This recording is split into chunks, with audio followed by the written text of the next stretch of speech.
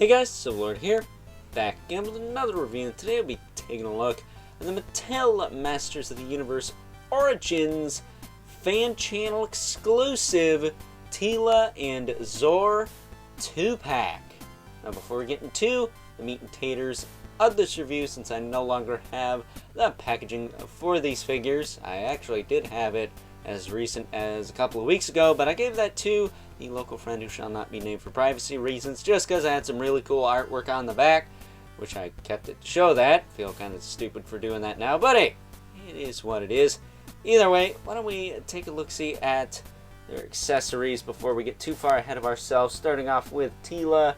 She, of course, comes with her snake staff and shield here. That's all fine and dandy, I guess. Probably going to swap the weapons out with this one. Give her the shield with the more rubbery handle on the back so I can put the sword and the staff in her hands, even though her grip hands are not worth a crap and cannot really hold her accessories that well. That said, she does come with the sword too, which is cool. And for Zoar, we do get the armor piece that slides over top, and this nifty old perch, which makes him like 12 feet tall. Or should I say her, because we all know it's the sorceress in disguise. But why don't I move Zoar out of the way so we can get through another Teela figure. I don't know, man. The female origins, they just don't do a whole lot for me. I like the first Teela. The Green Goddess was okay. This one just seems like overkill. Like, how many Teelas do we need? I want a Battleground Teela, but we didn't really need this. That said, she does come with a ponytail head. So that's very 2000 XC. But, yeah, other than that, this figure, it's starting to show that they've made a few of these, you know. That shoulder quite loose on the in and out. Not so much on that side. But as far as articulation goes, she's got the double ball peg in the head. It works okay. Shoulders go in and out. They rotate around. Elbow hinge with a swivel. Swivel at the wrist with a hinge. Crappy grip hands. These grip hands suck. They're not worth a crap. And barely hold her weapons with those. She's got a waist twist, which is kind of loose. Nothing's like rattling in there, but it kind of felt like it was. Crotch peg, floppy. Not as bad as my Undertaker, but still doing it. But the hips can kick out to the side better than most Spider-Men. Back down, forward, back, and then you get your knee swivel and hinge, as well as a boot swivel. There. With a hinge at the foot, and you get your rocker down there. So, kind of mediocre Teela figure.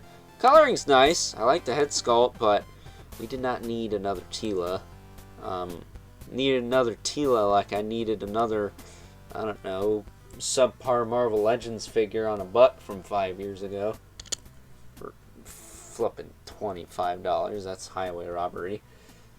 Moving on from her, though, to arguably the bigger disappointment, Zoar. Now, I'm happy we got Zoar in this line, but you guys remember the Battle Cat, right? They redid it. They gave it all the articulation. It's a big, chunky, really solid toy. Why didn't we get like a super chunky, kind of somewhat articulated with some hinges and some swivels in the wings?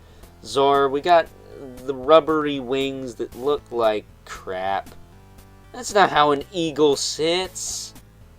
It just warped down like...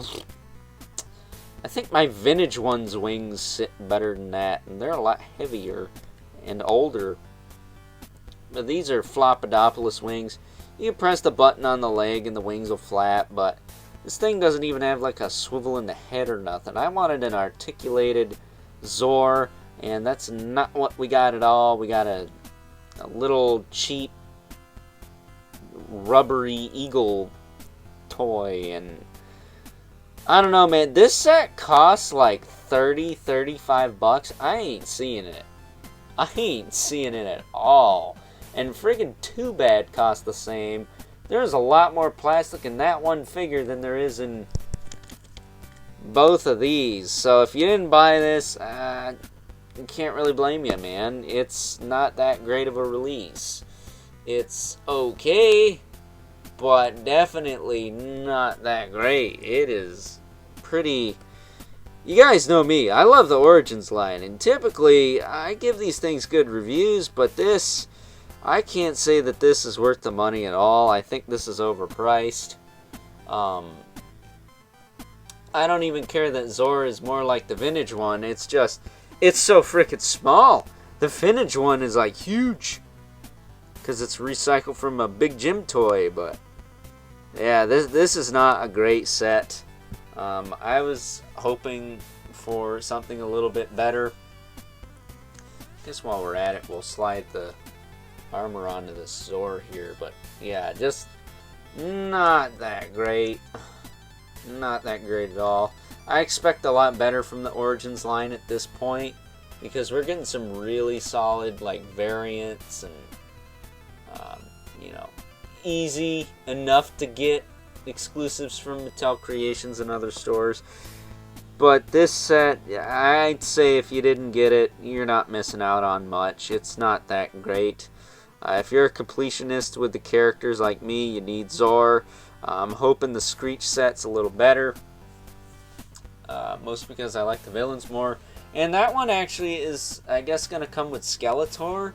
So I kind of wish this one came with He-Man to kind of mirror that. But maybe this is how the sets were packed back in the day. I don't know. All I know is that we don't need any more Teelas. Maybe that's Snake Teela. That'd be kind of cool.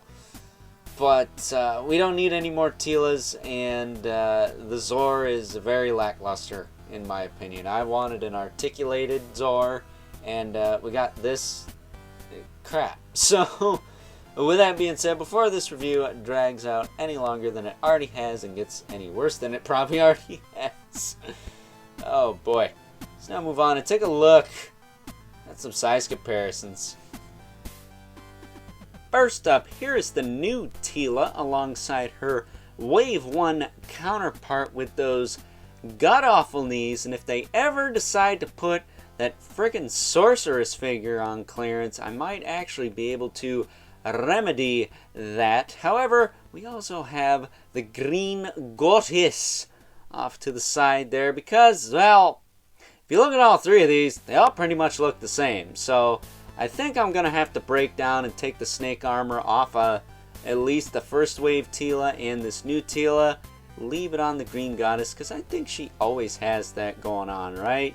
If not, correct me in the comments if I'm wrong. But yeah, all three of these look the same, and I got to tell you, of the three, I can't say I really care for any of them. I think we still need a really solid Teela figure in this line, and unfortunately, none of these are it. Next up, and speaking of the friggin' sorceress, here she is alongside Zoar, and if I'm not mistaken, she turns into Zoar, right? Again, let me know if I'm wrong about that in the comments below, although I don't believe I am. Hey, maybe Overlord knows something. Maybe not too. But jokes aside, I am still gonna stand by my previous statement in that the sorceress is by far the best female figure we have in the Origins line. It's the only one that I've felt is worth the price of admission. Teela's a close second. I do really like She-Ra. Evelyn's a straight up ripoff. She's just a figure with a stick. Like, come on, dude, you can do better than that. But as far as, you know, bang for your buck and overall play value is concerned, I think the sorceress is really solid. Teela and Zoar, on the other hand, not so much.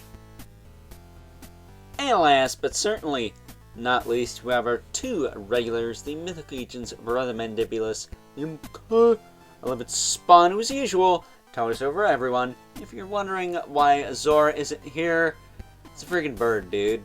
Not to mention, he's not made to be in scale with these. In fact, neither is Teela, so why is she even here? The mind boggles. So, with that being said, time to wrap things up. Some final thoughts.